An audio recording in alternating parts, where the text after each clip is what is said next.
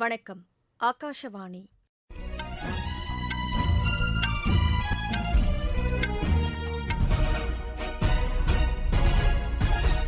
செய்திகள் வாசிப்பவர் கனிமொழி பழனிசாமி. தலைப்புச் செய்திகள். அரிவாள் செல் இரத்த சோகை நோயை முழுமையாக ஒழிப்பதில் மத்திய அரசு உறுதி கொண்டிருப்பதாக குடியரசு துணைத் தலைவர் திரு ஜெகதீப் தன்கர் கூறியுள்ளார். மத்திய அரசு மருத்துவமனைகளில் கோடை வெயிலால் பாதிக்கப்பட்டவர்களுக்கு சிகிச்சை அளிக்க தனிப்பிரிவை ஏற்படுத்துமாறு அதிகாரிகளுக்கு மத்திய சுகாதாரத்துறை அமைச்சர் திரு ஜே.பி. நட்டா உத்தரவிட்டுள்ளார். விவசாயிகளின் வருவாயை அதிகரிப்பதில் உணவு பதப்படுத்துதல் துறை முக்கிய பங்காற்றும் என்று அத்துறைக்கான மத்திய அமைச்சர் திரு சிராக் பாஸ்வான் தெரிவித்துள்ளார். பங்களாதேஷில் இன்று ஏற்பட்ட நிலச்சரிவில் சிக்கி 9 பேர் உயிரிழந்தனர்.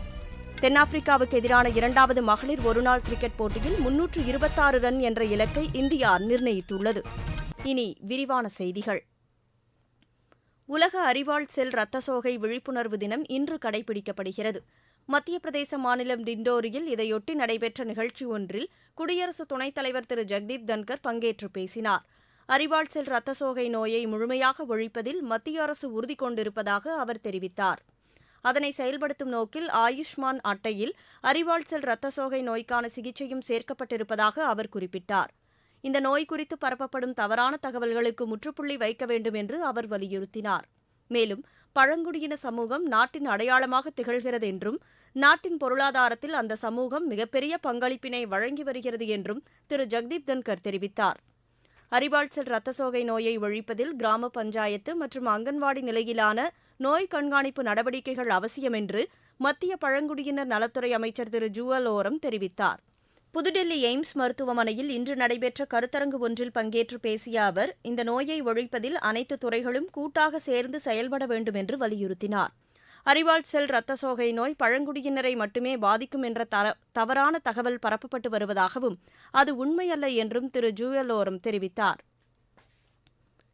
வெப்ப அலையால் பாதிக்கப்பட்டவர்களுக்கு சிறந்த சிகிச்சை அளிக்கப்படுவதை சுகாதாரத்துறை அதிகாரிகள் உறுதி செய்ய வேண்டும் என்று மத்திய சுகாதாரத்துறை அமைச்சர் திரு ஜே.பி. நட்டா அறிவுறுத்தியுள்ளார். புதுடெல்லியில் உள்ள மருத்துவமனைகளில் இன்று ஆய்வு மேற்கொண்ட அவர் வெப்ப அலையால் பாதிக்கப்பட்டவர்களுக்கு அளிக்கப்படும் சிகிச்சைகள் குறித்தும் அது தொடர்பான ஏற்பாடுகள் குறித்தும் மருத்துவர்களிடம் கேட்டறிந்தார். மத்திய அரசு மருத்துவமனைகளில் வெப்பவாதத்திற்கான தனி சிகிச்சை பிரிவை அமைக்குமாறு அதிகாரிகளுக்கு திரு ஜே.பி. நட்டா உத்தரவிட்டார். வடமாநிலங்களில் வெப்ப அலையின் தாக்கம் அதிகரித்துள்ள நிலையில் அதனை எதிர்கொள்வது குறித்து தீவிர ஆலோசனைகள் மேற்கொள்ளப்பட்டு வருவதாக மத்திய சுகாதார அமைச்சகம் தெரிவித்துள்ளது. இதற்கிடையே புதுடெல்லி ராம் மனோகர் லோகியா மருத்துவமனை மற்றும் சப்தர்ஜங் மருத்துவமனையில் வெப்பவாதம் தொடர்பான பாதிப்புகளால் 18 பேர் உயிரிழந்துள்ளனர். அந்த மருத்துவமனைகளில் வெப்பவாதத்தால் பாதிக்கப்பட்டவர்களுக்கு தொடர்ந்து சிகிச்சைகள் வழங்கப்பட்டு வருவதாக எமது செய்தியாளர் தெரிவிக்கிறார். தற்போது 20க்கும் மேற்பட்டோருக்கு வெப்பவாதம் தொடர்பான சிகிச்சைகள் வழங்கப்பட்டு வருவதாக அந்த மருத்துவமனை தெரிவித்துள்ளது. விவசாயிகளின் வருவாயை அதிகரிப்பதில் உணவு பதப்படுத்துதல் துறை முக்கிய பங்காற்றும் என்று மத்திய உணவு பதப்படுத்துதல் தொழில்துறை அமைச்சர் திரு சிராக் பாஸ்வான் தெரிவித்துள்ளார். புதுடெல்லியில் இன்று உலக உணவு இந்தியா மாநாட்டுக்கான முன்னோட்ட நிகழ்ச்சியில் அவர் பங்கேற்று பேசினார். உணவு பதப்படுத்துதல் துறையில் ஏராளமானோருக்கு வேலைவாய்ப்புகள் உள்ளதாக அவர் குறிப்பிட்டார். நாட்டின் பல்வேறு பகுதிகளில் உணவு பதப்படுத்துதல் கட்டமைப்பை அமைப்பதன் மூலம் உள்ளூர் தயாரிப்புகளை பதப்படுத்தும் பணி அதிகரிக்கும் என்று அவர் தெரிவித்தார். அடுத்த 5 ஆண்டுகளில் காய்கறிகள், பழங்களின் கழிவை குறைப்பதற்கான நடவடிக்கைகள் மேற்கொள்ளப்படும் என்று அவர் கூறினார். உலகளாவிய தரநிலையை இந்திய தயாரிப்புகள் எதிர்கொள்ளும் விதமாக சுகாதாரம், தர கண்காணிப்பு நடவடிக்கைகளுக்கு முன்னுரிமை வழங்கப்படும் என்று திரு சிராக் பாஸ்வான் தெரிவித்தார்.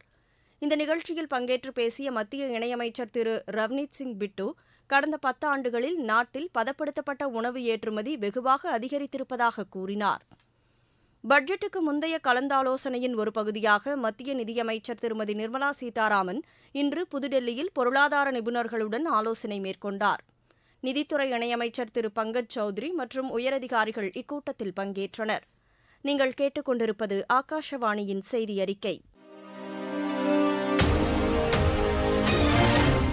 புதிய குற்றவியல் சட்டங்கள், பாரதிய நியாய சங்கிதா, பாரதிய நகரிக் சுரக்ஷா, பாரதிய சாக்ஷிய அதிநியம் என்ற இந்த புதிய சட்டங்கள் அடுத்த மாதம் 1ஆம் தேதி முதல் செயல்பாட்டுக்கு வருகின்றன. NCRB சங்கலான் கைபேசி செயலியை பதிவிறக்கம் செய்து இந்த சட்டங்கள் குறித்த விவரங்களை முழுமையாக அறிந்து கொள்ளலாம். மதுபான கொள்கை முறைகேடு வழக்கு தொடர்பாக கைது செய்யப்பட்டுள்ள டெல்லி முதலமைச்சர் திரு அரவிந்த் கெஜ்ரிவாலின் நீதிமன்ற காவலை அடுத்த மாதம் 3ஆம் தேதி வரை நீட்டித்து டெல்லி நீதிமன்றம் உத்தரவிட்டுள்ளது. திகார் சிறையில் இன்று அவர் காணொலி வாயிலாக நீதிமன்றத்தின் முன் ஆஜர்படுத்தப்பட்ட நிலையில் இந்த உத்தரவை நீதிமன்றம் பிறப்பித்துள்ளது. இலங்கை கடற்படையினரால் சிறைப்பிடிக்கப்பட்டுள்ள தமிழக மீனவர்களை உடனடியாக விடுவிக்க தேவையான நடவடிக்கைகளை மத்திய அரசு மேற்கொள்ள வேண்டும் என்று முதலமைச்சர் திரு மு.க.ஸ்டாலின் வலியுறுத்தியுள்ளார்.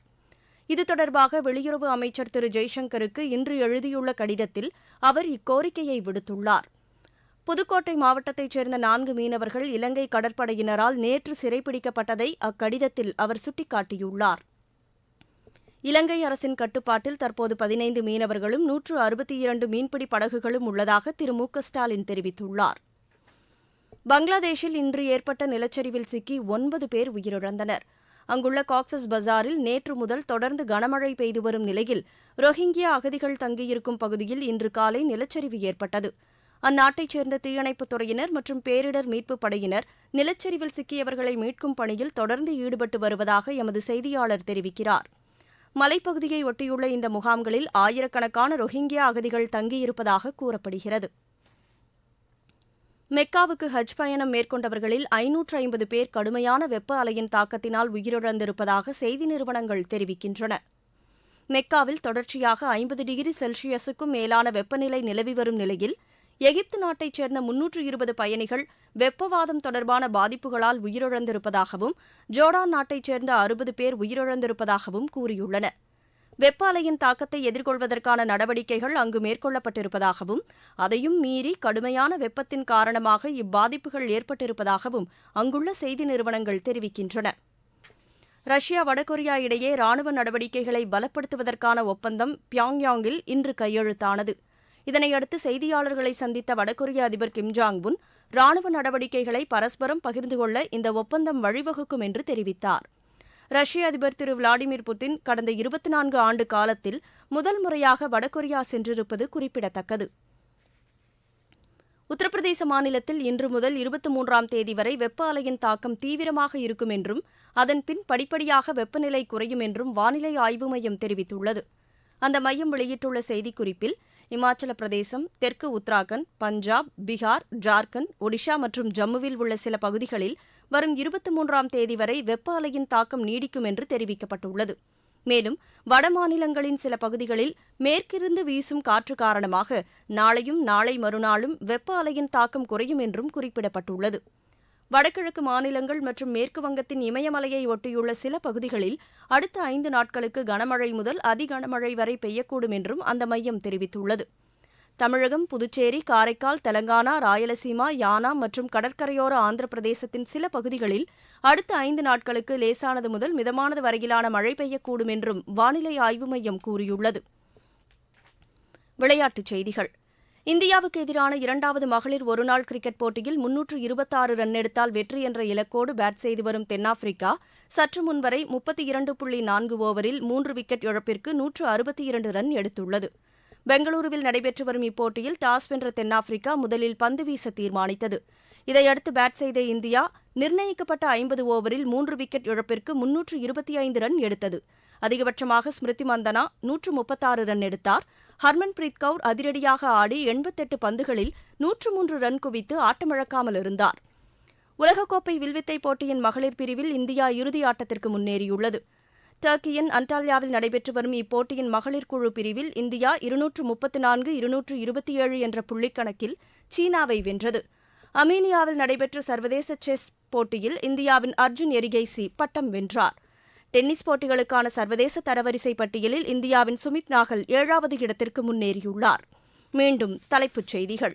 அறிவாள் செல் இரத்த சோகை நோயை முழுமையாக ஒழிப்பதில் மத்திய அரசு உறுதி கொண்டிருப்பதாக குடியரசு துணைத் தலைவர் திரு ஜெகதீப் தன்கர் கூறியுள்ளார். மத்திய அரசு மருத்துவமனைகளில் கோடை வெயிலால் பாதிக்கப்பட்டவர்களுக்கு சிகிச்சை அளிக்க தனிப்பிரிவை ஏற்படுத்துமாறு அதிகாரிகளுக்கு மத்திய சுகாதாரத்துறை அமைச்சர் திரு ஜே.பி. நட்டா உத்தரவிட்டுள்ளார். விவசாயிகளின் வருவாயை அதிகரிப்பதில் உணவு பதப்படுத்துதல் துறை முக்கிய பங்காற்றும் என்று அத்துறைக்கான மத்திய அமைச்சர் திரு சிராக் பாஸ்வான் தெரிவித்துள்ளார். பங்களாதேஷில் இன்று ஏற்பட்ட நிலச்சரிவில் சிக்கி 9 பேர் உயிரிழந்தனர். தென்னாப்பிரிக்காவுக்கு எதிரான 2வது மகளிர் ஒருநாள் கிரிக்கெட் போட்டியில் 326 ரன் என்ற இலக்கை இந்தியா நிர்ணயித்துள்ளது. இத்துடன் செய்தி அறிக்கை நிறைவு பெற்றது.